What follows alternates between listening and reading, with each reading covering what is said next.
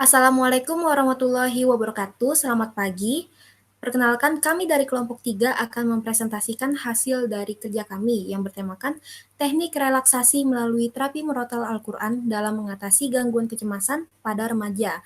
Nah, namun sebelumnya perkenalkan, nama saya Rizati Saptari, NIM 089 dari kelas Psikologi B 2018. Di sini saya tidak sendiri karena saya bersama dengan teman saya yaitu. Perkenalkan, nama saya Ilham Zarkasi dengan NIM 110 dari kelas Psikologi B. Baik, mungkin langsung kita mulai aja. Nah, karena tadi kita udah mengulas sedikit tema yang kami angkat yaitu terkait gangguan kecemasan. Nah, mungkin teman-teman di sini sudah pada tahu cemas itu apa, namun sebagian mungkin masih ada yang bingung, cemas itu apa sih gitu. Nah, kecemasan sendiri pada dasarnya hampir semua orang, sebagian orang itu pernah mengalami cemas. Entah cemas akan masa depan, cemas tentang pendidikan, ataupun pekerjaan, dan lain-lain. Nah, sebelumnya kita cari tahu dulu yuk, apa sih cemas itu berdasarkan perspektif Islam maupun Barat.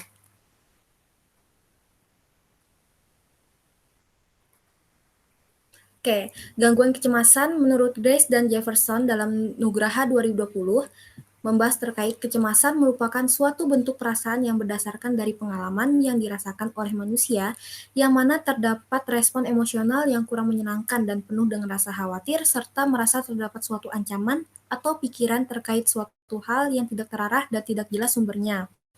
Sedangkan dalam perspektif Islam, menurut Ghazali dalam Nugraha 2020 menyatakan bahwa cemas merupakan kata lain dari rasa takut yang mengakibatkan hilangnya harapan kepada Allah Subhanahu wa taala, yang mana manusia tidak mempunyai kendali untuk memimpin hati dalam membebaskan diri dari rasa takut.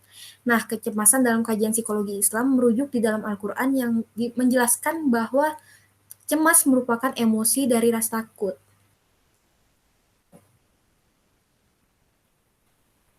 Oke, adapun penyebab munculnya cemas, itu ada faktor kognitif, faktor lingkungan, dan faktor proses belajar. Dari faktor kognitif sendiri, kita udah mengetahui bahwa kognitif berhubungan dengan pikiran-pikiran. Nah, di mana pikiran-pikiran yang membuat individu merasa takut itu berdasarkan dari munculnya sebuah pengalaman yang masa lalu kemarin, ataupun apa yang telah dia pikirkan melihat kondisi yang ada di sekitarnya. Nah, yang kedua yaitu faktor lingkungan, di mana kecemasan dapat muncul karena faktor lingkungan atau karena bersentuhan langsung dengan adat istiadat yang muncul di sekitar individu tersebut. Nah, misalnya seperti pada saat individu itu melihat adanya sebuah tuntutan dari sekitarnya, itu dapat menimbulkan rasa kecemasan untuk seseorang seseorang itu. Oke, yang ketiga yaitu faktor proses belajar.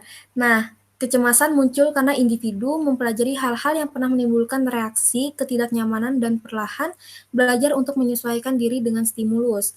Di sini ada perspektif belajar sendiri yang membahas bahwa kecemasan itu dapat diperoleh melalui proses belajar, terutama melalui conditioning dan belajar observasional, di mana individu itu bisa muncul rasa cemas apabila ia belajar dari suatu hal yang pernah dia lihat.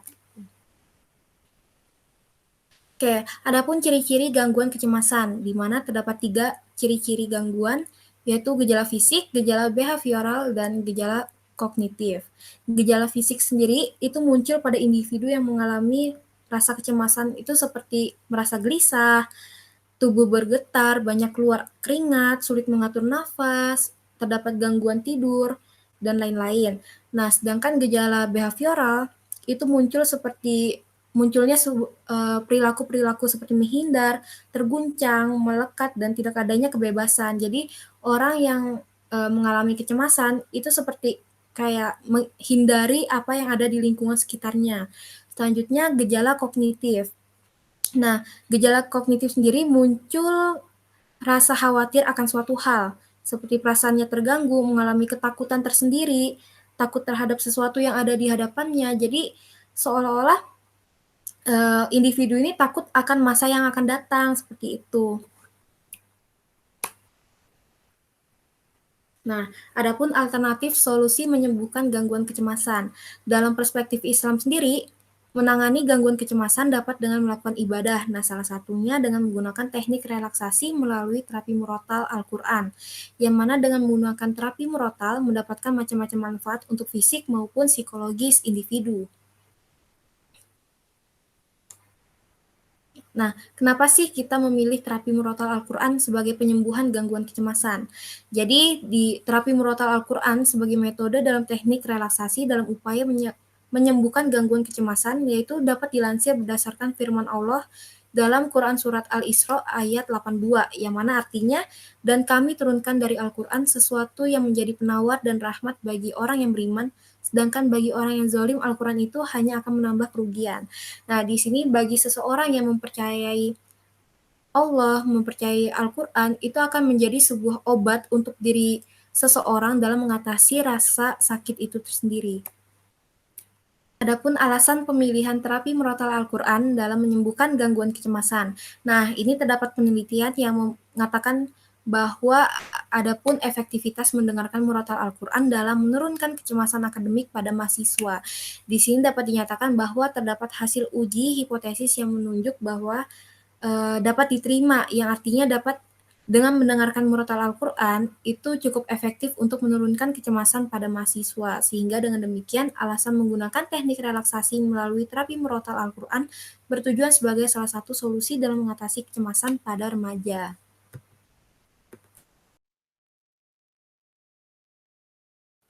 Baik, terima kasih teman saya Riza. Selanjutnya akan dilanjutkan dengan saya mengenai bab 2 yaitu tentang materi dari terapi murotal Al-Quran.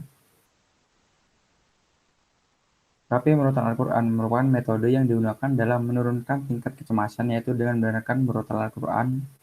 Menurut Jilento, Zulkaidah dan Salsabila tahun 2014, terapi murotal merupakan sebuah stimulus yang menggunakan Al-Quran yang didominasi dengan gelombang delta pada daerah sentral dan frontal yang dapat memberikan rasa tenang dan kenyamanan. Terapi murotal Al-Quran yaitu salah satu terapi religi yang bisa disebut sebagai perangsang auditoria atau perangsang pendengaran dengan bacaan ayat-ayat suci Al-Quran yang dikemas melalui bentuk MP3. Menurut Oken dalam Jilento, Zulkaidah dan Salsabila, adapun ayat-ayat suci Al-Quran memiliki efek terapeutik bagi yang membaca dan mendengarkannya.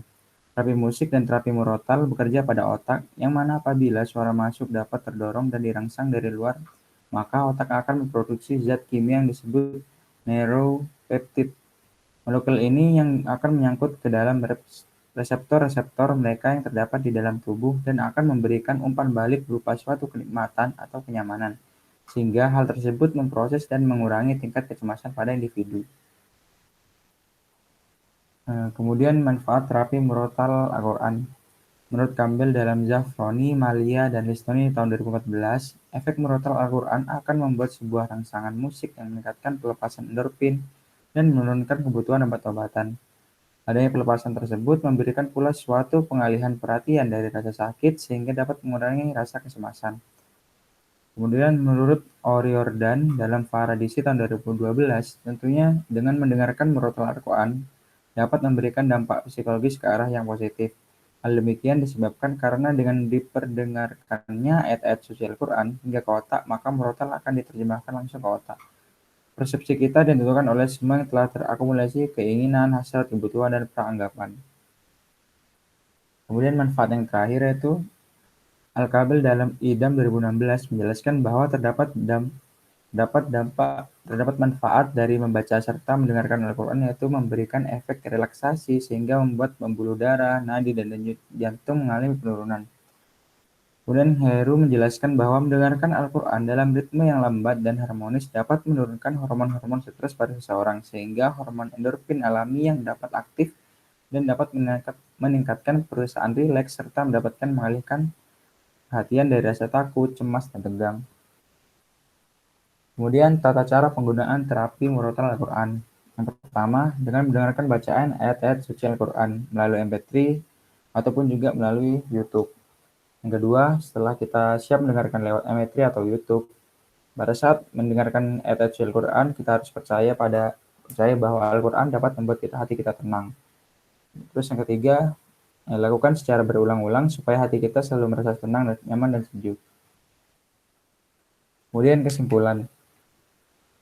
Setiap individu tentunya pernah merasakan yang namanya cemas, yang mana cemas merupakan salah satu kondisi seseorang yang merasakan suatu tekanan atau adanya kejadian yang tidak menyenangkan terjadi sehingga menimbulkan rasa ketakutan, bingung, dan merasa memiliki suatu kesalahan yang dikatakan sebagai suatu reaksi kejiwaan.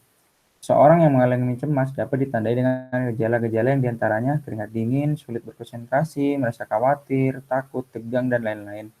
Hal demikian disebabkan adanya faktor internal maupun eksternal dari individu tersebut. Individu yang mengalami cemas dapat diatasi melalui teknik relaksasi melalui terapi murotal Al-Quran, yang mana telah ditemukan pula di jurnal efektivitas mendengarkan murotal Al-Quran dalam menurunkan kecemasan akademik pada mahasiswa menyatakan bahwa terdapat hasil uji hipotetis yang menunjukkan bahwa hipotesis diterima yang artinya dengan mendengarkan murotal Al-Quran efektif untuk menurunkan kecemasan pada mahasiswa. Sehingga dengan demikian, penulis mengangkat tema teknik relaksasi melalui terapi murotal Al-Quran dalam mengatasi gangguan kecemasan pada remaja. Kemudian yang terakhir yaitu kelebihan dan kekurangan terapi murotal Al-Quran. Kelebihan dalam terapi murotal Al-Quran diantaranya praktis dan bisa dilakukan di mana saja. Kekurangannya yaitu murotal berbasis teknologi sehingga tidak semua orang dapat menjangkaunya, terutama para lansia.